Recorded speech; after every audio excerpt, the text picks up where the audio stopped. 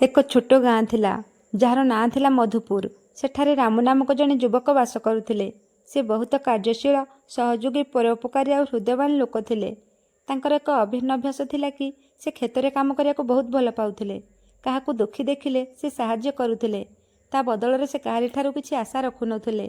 ଏମିତି ଦିନ ପରେ ଦିନ ବିତି ଚାଲିଥାଏ, ହେଲେ ରାମୁର ପରିଶ୍ରମର ଫଳ ତାଙ୍କୁ ମିଳୁନଥିଲା।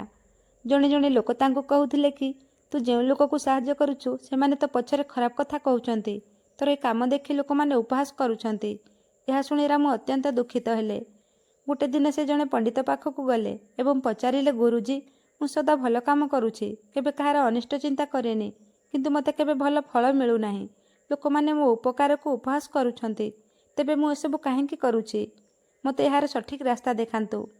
ପଣ୍ଡିତ ଟିକେ ହସିଦେଇ ଗୀତାର ଏକ ଶ୍ଲୋକ ଉଚ୍ଚାରଣ କଲେ, କର୍ମଣ୍ୟ ବାଧିକାରସ୍ତେ ମା ଫଳେଷୁ କଦାଚନ।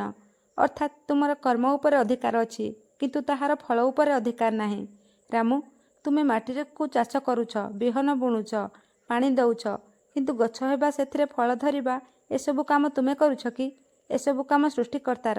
ତୁମେ ନିଷ୍କାମ ଭାବେ କର୍ମ କରିଚାଲ। ଫଳ କେତେବେଳେ ମିଳିବ? ଯେତେବେଳେ ତୁମ ମନରେ ଫଳର ଆଶା ନଥିବ।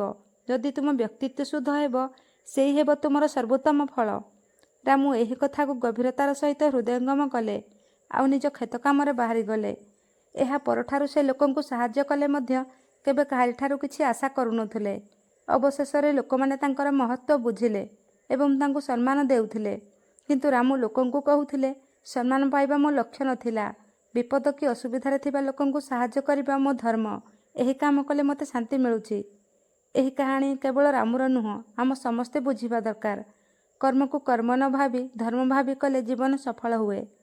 ଭିଡ଼ିଓଟି ଭଲ ଲାଗିଲେ ଲାଇକ୍ ଆଉ ସବସ୍କ୍ରାଇବ୍ କରିବାକୁ ଜମା ଭୁଲିବେନି।